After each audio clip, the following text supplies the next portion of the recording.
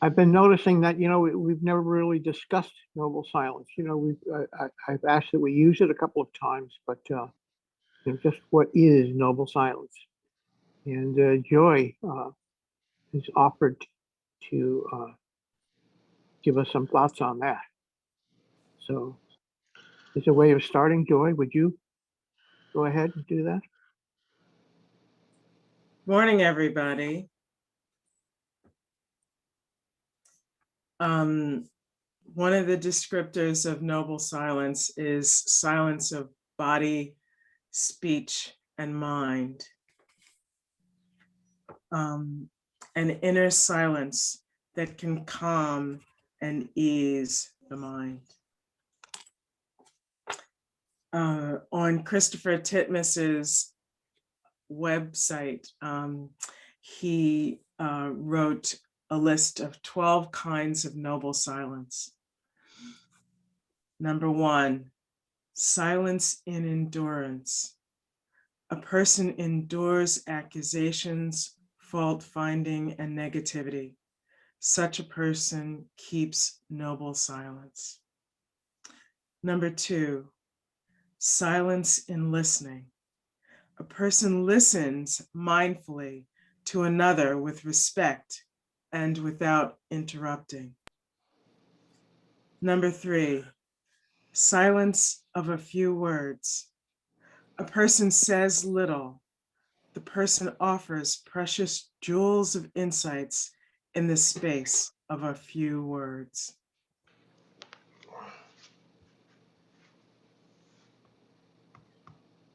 Silence, number 4, silence of appreciation.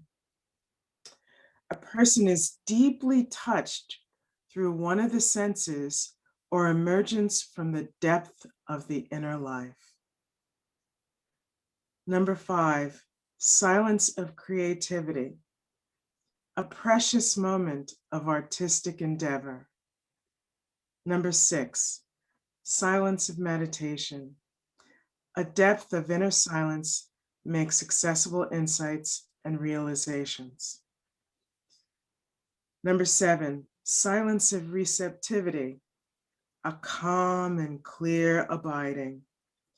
A mind abides pregnant for what might emerge inwardly or outwardly. Silence of solitude. Number 8, abiding in the appreciation of aloneness. One knows a silence that embraces everything.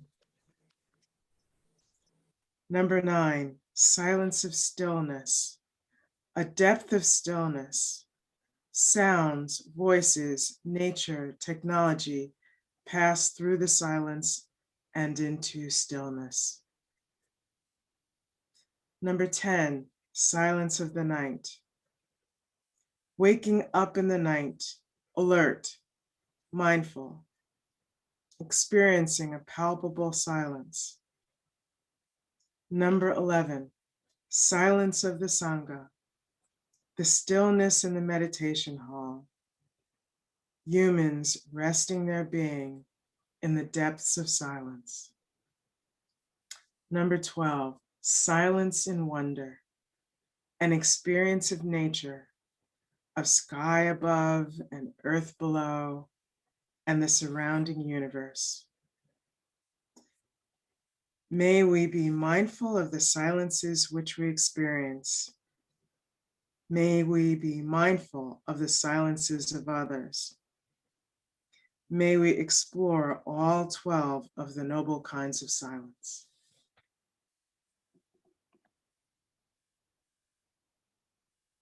Thank you, Joy. I've got just a few lines from a poem by Pablo Neruda, and I'll put this up there on the website if anyone would like to read the entire poem. I think it's great. Booker turned me on to him, and I'm grateful for that. So it begins. Now we will count to 12, and we will all keep still. For once upon the face of the earth, let's not speak in any language. Let's stop for a second and not move our arms so much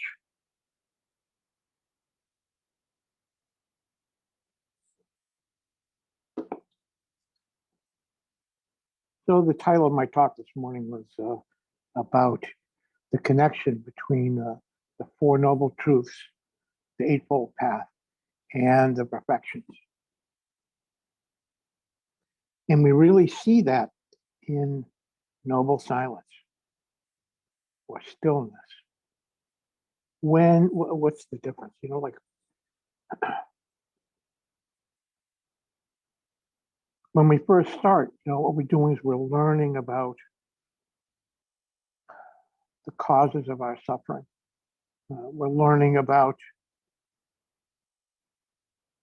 how we can walk a path, or a path that we can walk, that is will guide us away from that. And then we're finally learning about really refining that some more and purifying the mind. And those all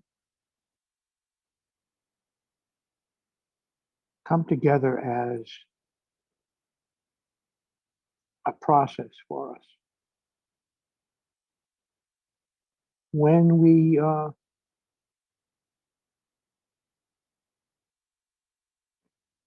sit in silence, in noble silence, if we don't have all of that in our arsenal, we don't have the Four Noble Truths, the Eightfold Path, and the perfections in our toolbox, so to say, noble silence can really miss the point. It can just be really difficult.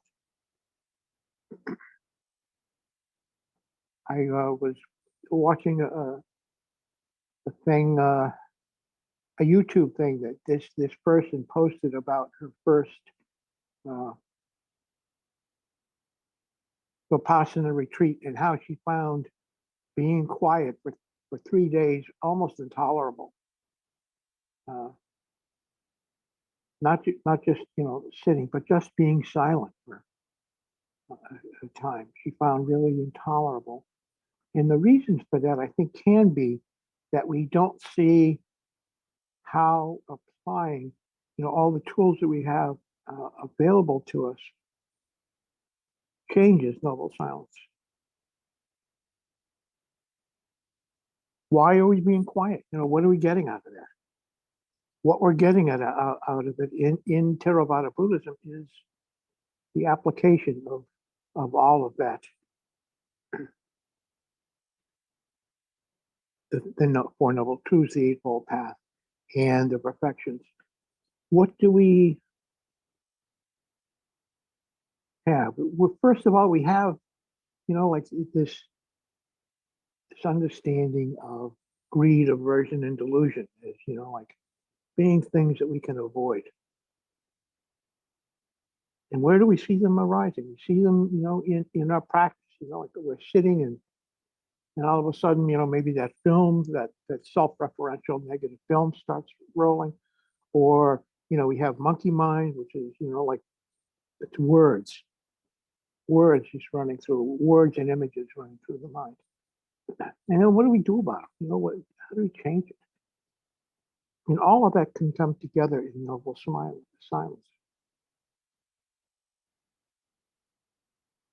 And what does noble silence feel like? Ajahn Brahm did a talk about that. And he was saying, when we're sitting together and someone's giving a talk and there's space between the words like that, those few moments when, we're listening to a talk and there's nothing happening for a moment, we're in noble silence. We're in awareness. We're not thinking more words. We're waiting to hear, what's going to follow. Being patient and listening. Being silent and still. When in that little poem, the quote from the poem, he talks about, our hands being still. It's the body being still. Paying attention to what's arising in the body, we see what's there. We see when uh, greed, aversion, and delusion are there, when they're arising. We get to see them clearly. And we get to decide whether or not we're going to put our attention there. And part of being still is, not being active. And if we're not like trying to direct the mind to something, but just deciding, what we're going to uh, avoid. If we're avoiding, those distractions of greed, aversion, and delusion, renouncing them. When we renounce it, we've talked about that too, renouncing those distractions, uh, those contaminants. We're allowing the mind to be free of them. Sometimes, joy arises, and putting our attention there is just fine. Seeing, like, is this words or is this emotion and feeling? Is this, centered in the mind, just wandering around, or is it centered in the body? Paying attention to what's going on. I've been trying to do this intermittent fasting, and I just don't eat, during a number of hours during the day. And I was thinking, oh, well, maybe I'll just have a piece of toast. I made the toast, put some butter on it, and then looked at it. Thought, like, wait a minute, and then just sat to see what's arising. Is this just the mind saying, like, I want this piece of toast? Am I craving, or, am I really hungry? Am I delusional about this? Like, taking the time to sit and just to be with that moment was enlightening and changed my relationship to it. And that's kind of what we can do with once stuff arises. Like, we can be discerning about what's happening here. Am I being distracted? Is this important? Is it the mind running around, trying to distract me? Or is it centered in the body? What am I feeling? And we can observe all of that in silence.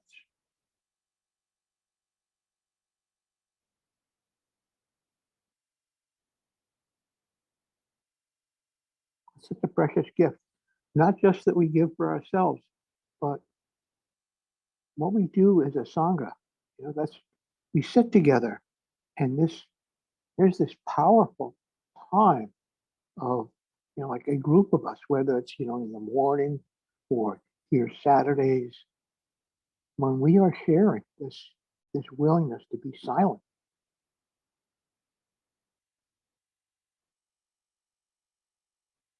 That's a big part of what we're doing when we're practicing together. We're giving each other that gift of silence. And we're sharing in the stillness. We can sit together. Here it is. We're about a dozen people. We can sit together and just be silent. And that's also like a wonderful background to see what's going inside. Is there silence inside? Is there stillness inside? What does it feel like? What does it feel like when I suddenly realize, like, this toast greed or aversion or delusion, like, or is this real? What's happening here? Is this where I want to put my attention, or do I want to put it somewhere else? If what's arising is wholesome, that's wonderful.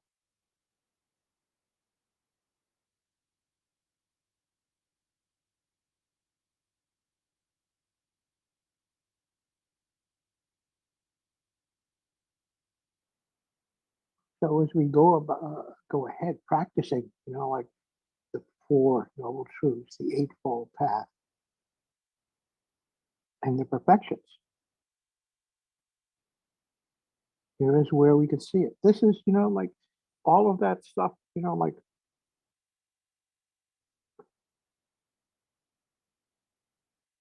clarifying our mind is wonderful. Like some of that, doesn't relate to necessarily being Buddhist, but just being able to still the mind is a wonderful gift.